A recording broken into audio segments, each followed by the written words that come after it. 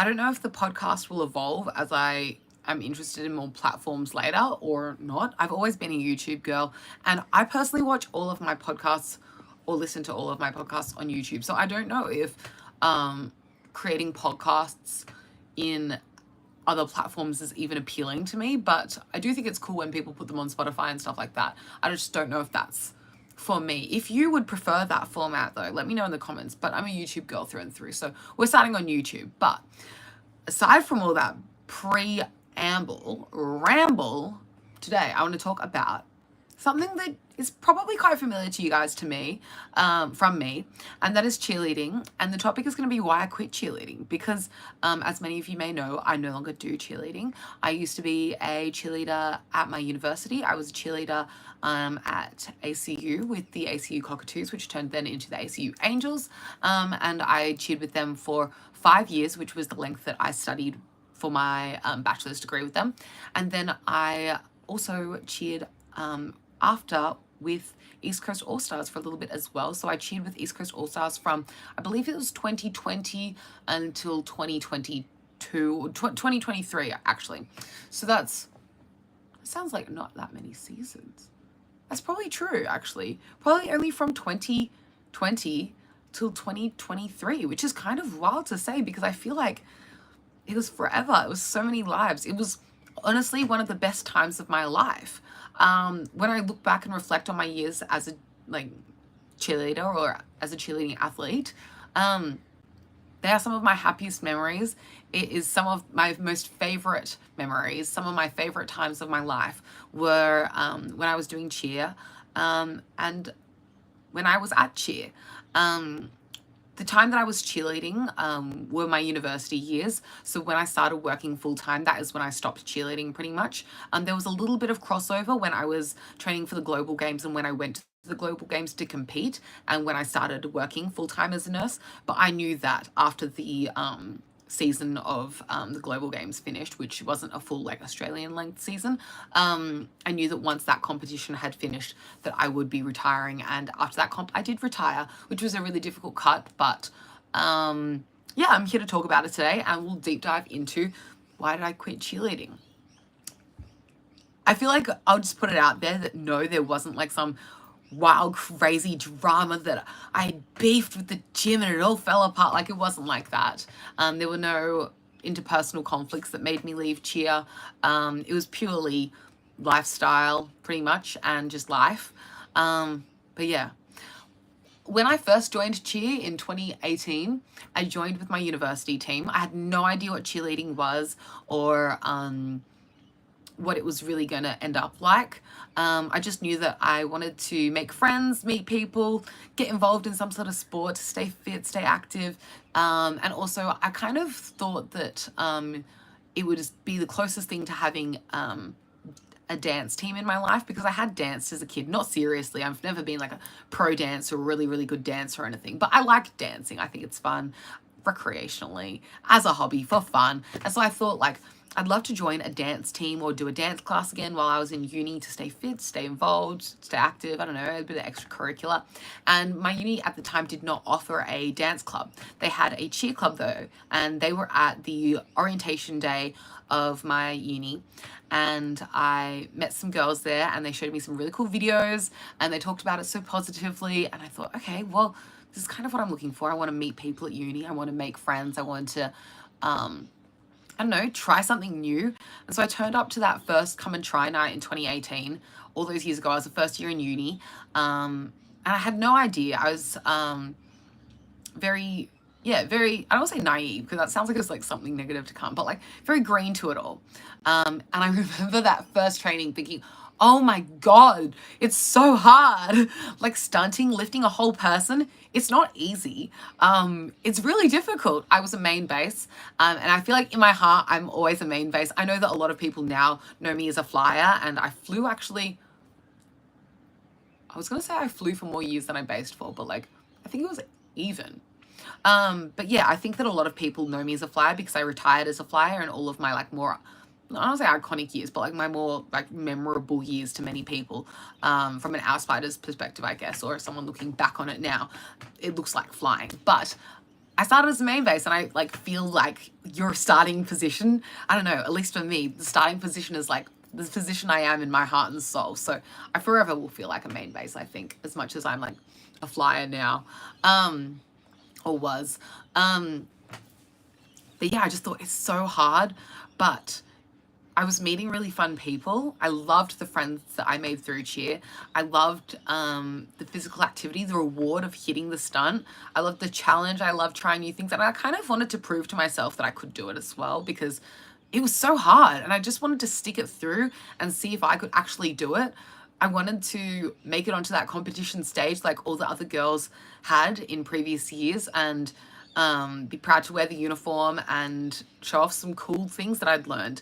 And you're starting from scratch when you're a university cheerleader. Most of the time you're coming in as an 18-year-old at least, with no prior experience, or at least in the case that was for me.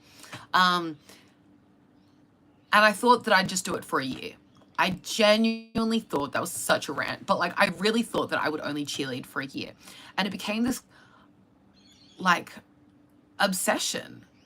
There's no other way I can really describe it. There's no rush quite like the rush of a cheerleading competition. I did dance competitions when I was younger. I did piano competitions. Public speaking was a thing for me. I did impromptu speaking competitions, which kind of maybe a reason I do rants here on YouTube now, because you know, I've always had a rambler. I've always had a yapper in me, but cheerleading, just there's a rush about it. There's a rush about the competition floor that is an adrenaline like no other. It all is on you. The whole team is counting on you. If you mess it up, it's so obvious. Everything must go up, and you must do everything perfectly for it to hit zero. Or even if something's coming down, you better make a really smart decision on the comp floor to save it. And it's just such a pressure that you don't have in dance. If you mess something up in dance, you do the wrong move. And it's obvious because you did the wrong move. But no one comes falling down from the sky and goes smack on the floor in front of the whole audience, and the judges go, womp. Like the stakes are not as high. Something about cheerleading the stakes are just that much higher.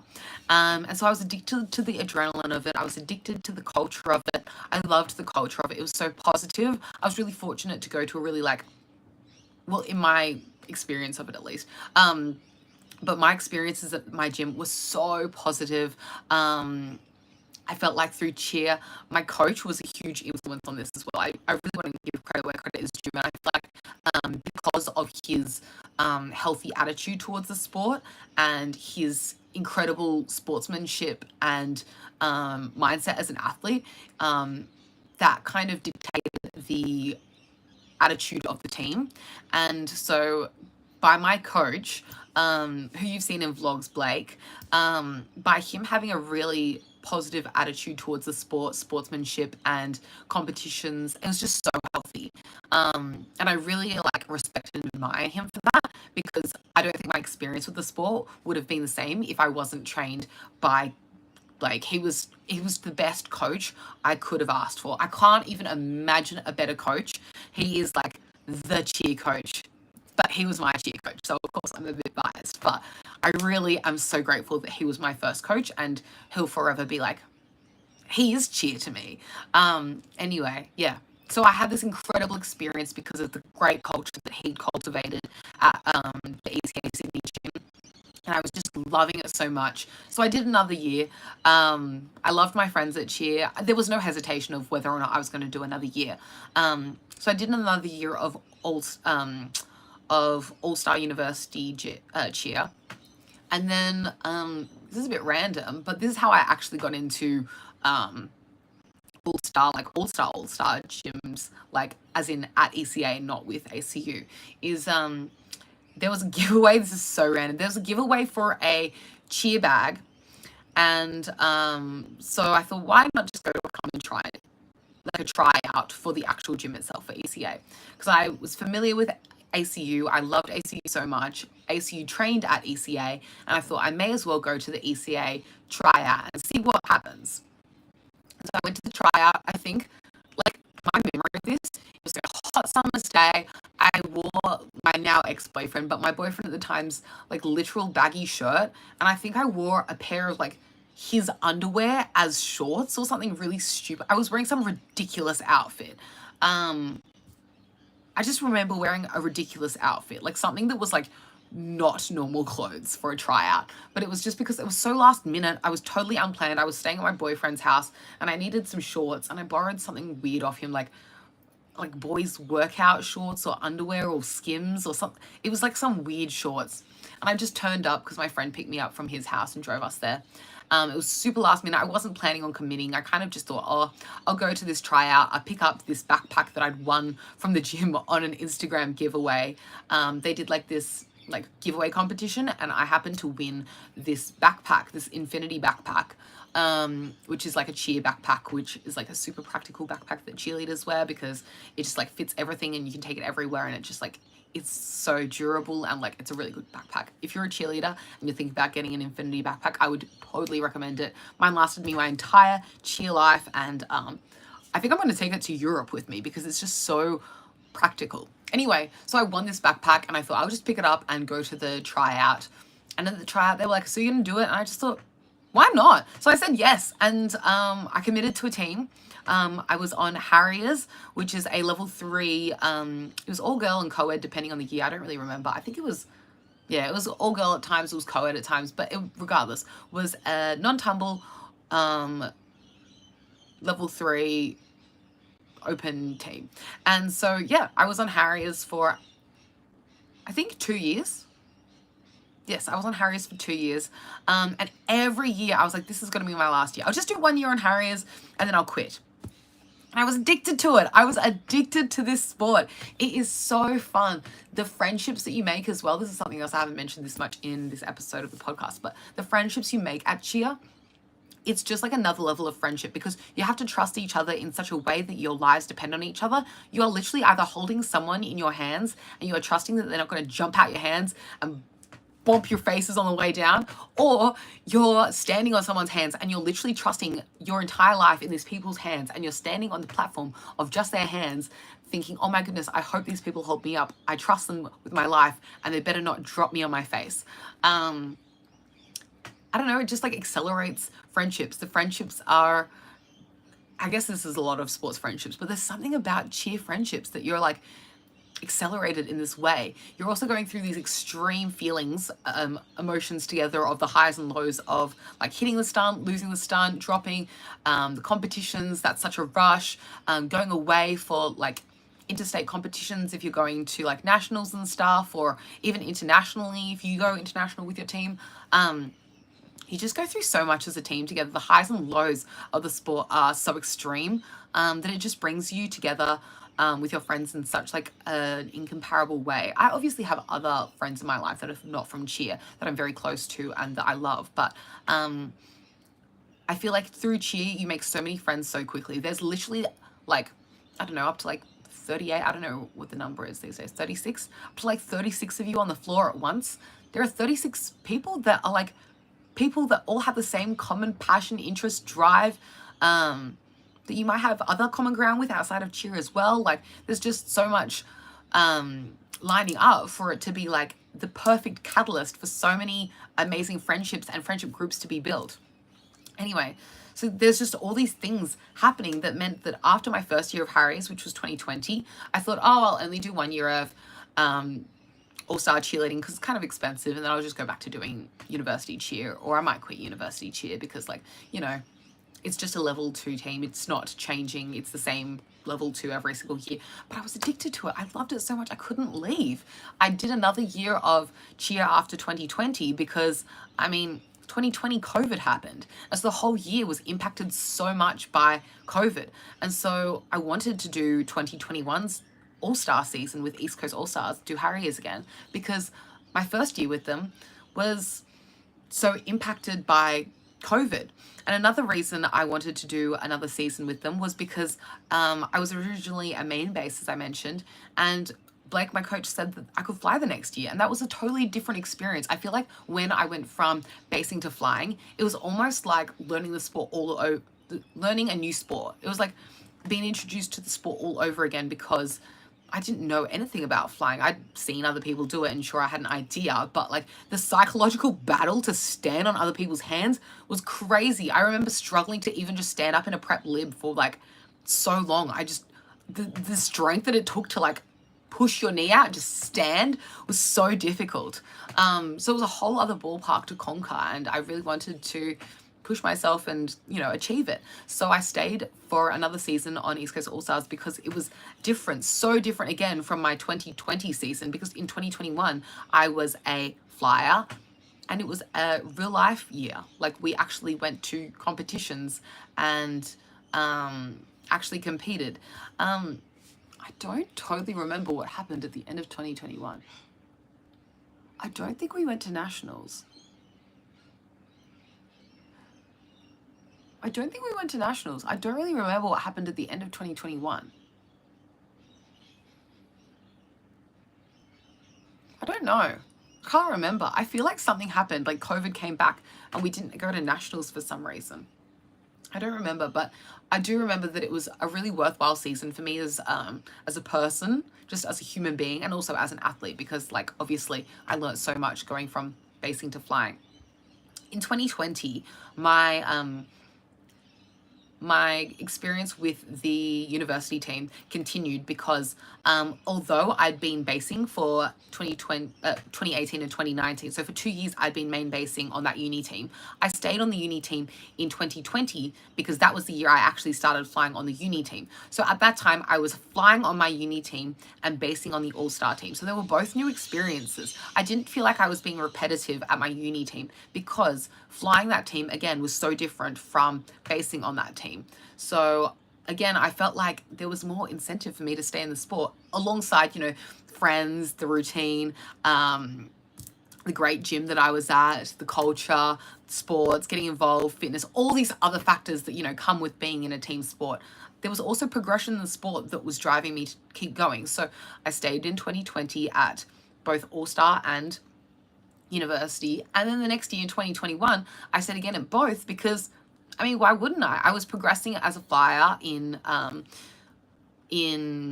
university in a way that I wasn't previously, and I was becoming more confident in my skills. And then also in my all-star team, I was flying all-star, which was a totally different experience because all-star is more difficult than university. The collegiate cheerleading in Australia is a lot simpler than the all-star because people are usually joining at 18 or older. So people don't have much experience with cheerleading. The average amount of years of experience on the team of how many people have done cheer before is much less compared to an all-star team. All-star people, they might have been cheerleading since they were 5. They might have been cheerleading since they were 3, or maybe they were cheerleading for 5 years. But the fact is that people on all-star teams have prior cheer experience majority of the time. And if they are new, they're kind of pushed to a higher standard than the university teams are. This is more understood by the clubs to be recreational. So when ECA is teaching these guys, and I don't mean this in a negative way, is literally the nature of the university division. It is just a simpler division compared to the all-star version of that same level. I do think that there are some really incredible stunts, and like, you know, I'm not trying to undermine university cheer at all. It's like my bread and butter. It's where it all starts. But I feel like this really sparks that passion in so many people to then go on to all-star cheer. Anyway, so I stayed in 2021 again because of course I was progressing in both my teams. I need to like blow out my candle in a bit. I should wrap this up soon. So yeah, that was happening. And then in 2022, I was president of my all-star what am I saying? I was president of my university cheerleading team. And so as president, I wanted to be on the team, obviously, so I could be involved in it.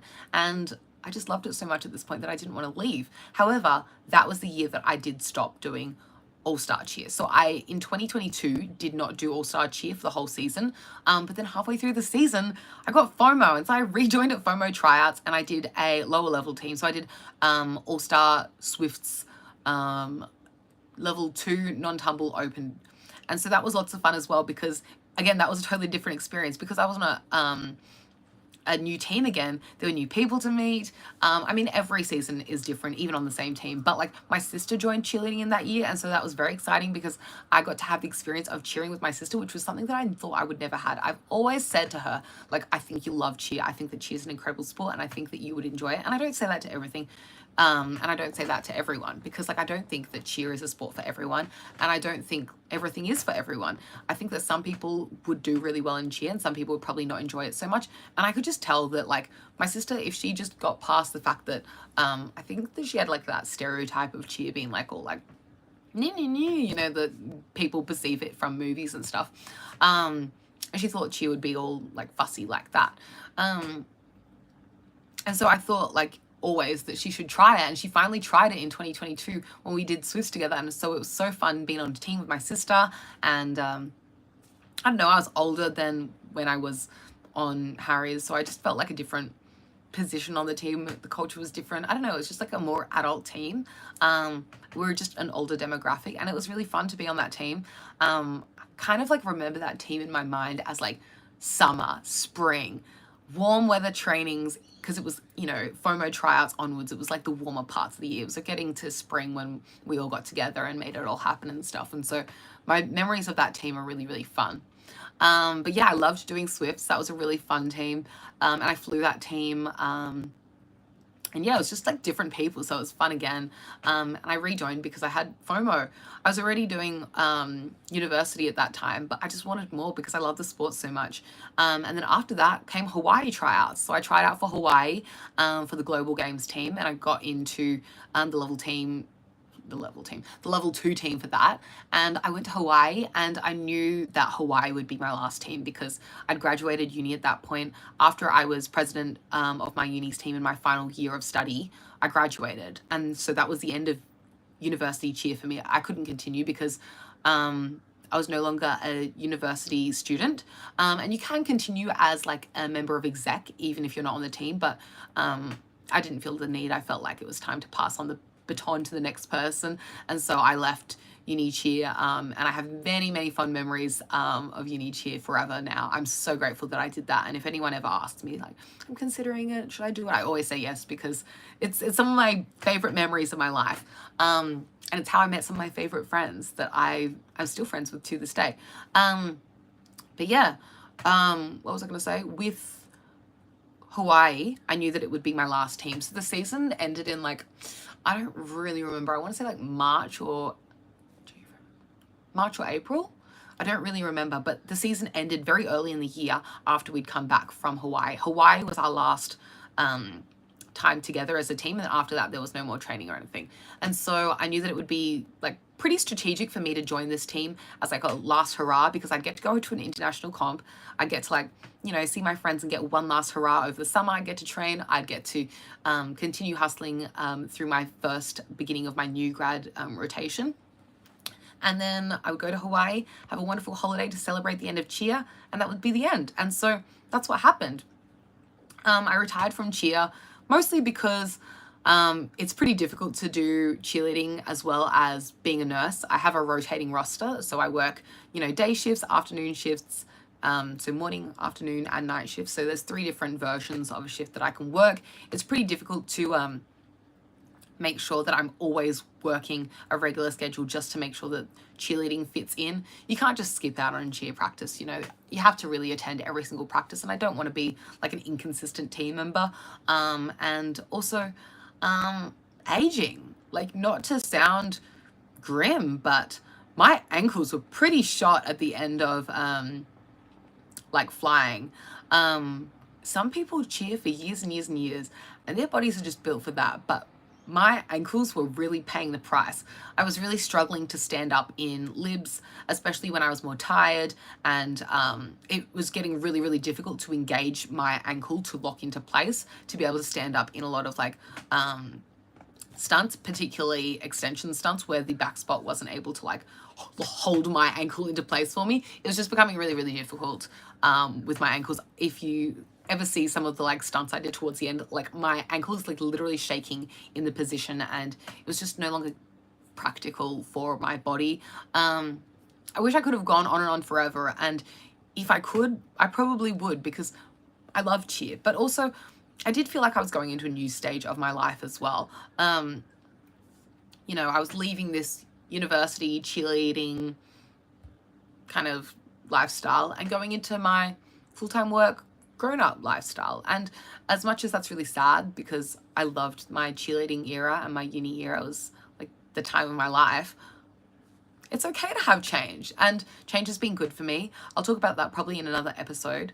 But yeah, I have no regrets about leaving. Sometimes I do second guess it, as I'm sure many people who retire from such like a thing that they're so passionate about, I'm sure many people would second guess such a decision. But no, I don't foresee myself going back for a regular season. I don't foresee myself going back for another like all-star team or anything like that. I just felt like it was time. I'd kind of gone as far as I could with the sport. You know, in terms of how athletic I am, I'm not the most athletic person ever. Like, I'm going to be honest, athleticism has never been my forte. This always was a recreational sport for me. And as someone with my ability levels approaching this as a recreational sport, there's only so far I could really go as an athlete. So I'd kind of peaked, in my opinion, in my athletic ability. And I know a lot of people would be like, oh, believe in yourself. There's always more you can do. Yes, there is always more you can do. I could have pushed and pushed and pushed and pushed. But the thing is, my life was going in other directions as well. And so I had to be okay with that, because I also have other goals. As much as, you know, being a great cheerleader and enjoying the sport and enjoying another season is an amazing goal to have, and was a goal of mine for those years that I was doing cheer. I have other goals in my professional career that I'd like to focus on some more, and cheer was taking up a very large amount of my time and energy. Cheer is draining as a sport. It takes a toll on your body, and it takes up a lot of your time. And I've had a lot more time to focus on myself, my other relationships outside of cheer, as well as my friends that I established through cheer, and also on my career, and, you know, picking up shifts in ways that suited my body clock more. It was really, really difficult those months that I was juggling both my new grad program for nursing and cheerleading. That was very, very difficult for me at the time. I was literally running from work to training, and then having a nap, and then going back to work, and then to train. It was too much. As much as I really enjoyed those times, it felt like a hustle. I was exhausted, and even on my night shift, I was wearing like ankle weights and doing like little like leg raises on the night, so that I could get in that extra like ab workout, so that my like abs as a flyer would be like snatched and like snapping more and stuff like that. It was just like all of my life revolved around the grussel, which is a word that I made up, which means the grind and the hustle. So I just felt like I was grussling all the time, and I don't need to work that hard. You know, what was I going to be grussling for? I'm not going to go to Worlds. I'm not going to level up and up and up as an athlete. I'd kind of peaked in the sport, and that's okay, because, you know, becoming the world's greatest cheerleader was never my end goal, or never really as a possibility for me. So I was really grateful that I could even have gone as far as I did go, because I never expected to fly. I never expected to go to an international comp. When I first started cheerleading, I was just hoping to make some friends and try something new. So I never really could have predicted I would receive so much from a sport as I did end up receiving from cheer. So I really cannot complain that I didn't go further or attain more in the sport. There's always a bigger fish to catch. Is that a saying? There's always like another goal in sight, but I kind of attained more goals than I could have ever imagined for myself for the sport. I didn't think when I joined that one day I'd be president of that team that I was trying out for. No way. Being president taught me so many things about leadership skills and people, and I really enjoyed the whole experience. I'm so fortunate to have had it go the way that it did, and to have met the people that I did through the sport. So yeah, I have no regrets about quitting, retiring, as we say in cheer. My boyfriend always laughs at that. He's always like, that's so dramatic. But it is in cheerleading. It really is. Retirement is dramatic because it's the end. It's the end of the era. There are so many times when I've had friends that have retired that have gone back to cheer, and I totally get it, because you miss it. You do miss it. I do miss it. Even though I'm so happy in retirement and confident in my retirement, there are times where I go cheer on some of my friends at a cheerleading competition, and I watch them hop out onto the cheer mat hop onto the comp floor and I'm like, oh my gosh, I'd do anything to be in those shoes one more time, which is really sad actually. And I almost would, but I wouldn't. What I wouldn't give is my current life and the direction I'm going now, which is no longer the path that cheerleader Emily is. And so I had to let go of her. But those were some of the best years of my life, and I love them. I cherish those memories so, so much. If you're in cheer right now, record every moment. Remember everything. Really dramatize and enjoy, and like just enjoy it because it's so fun. And those memories will last you a lifetime, but the actual moment won't last forever. Live in that moment, enjoy it, because God, I just loved cheerleading so much. It was so much fun. Yeah, that's why I quit. Life. No drama, no real negative thing to say. It's not a sad quit either, as much as I was sad at the time. It's actually a really happy quit, because it's great that the sport could have given me so much, and it gave me so much that I felt so satisfied that I could leave it with a smile on my face and say thank you, you know. It's great that I could leave the sport with all the gifts that it gave me and move on to the next part of my life with all of those skills that I learnt, and feel satisfied. I do feel satisfied. That was something I was craving from cheer, as each time I tried to quit. At the end of 2020, I was like, oh, I'll quit. And then in 2021, I was a flyer and I was like, okay, I'll stay. In 2021, I was like, oh, I'll quit. And then I rejoined in 2022 for the FOMO tryouts, you know. And then I was like, okay, that's it. Oh my goodness, psych, I'm joining a Hawaii team. Like, it kind of was like, at what point am I satisfied? And I felt satisfied by the time I retired. So yeah, that's all.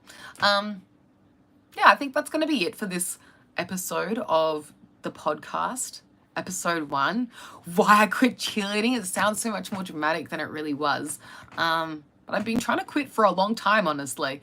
It's a costly sport. It's very time consuming.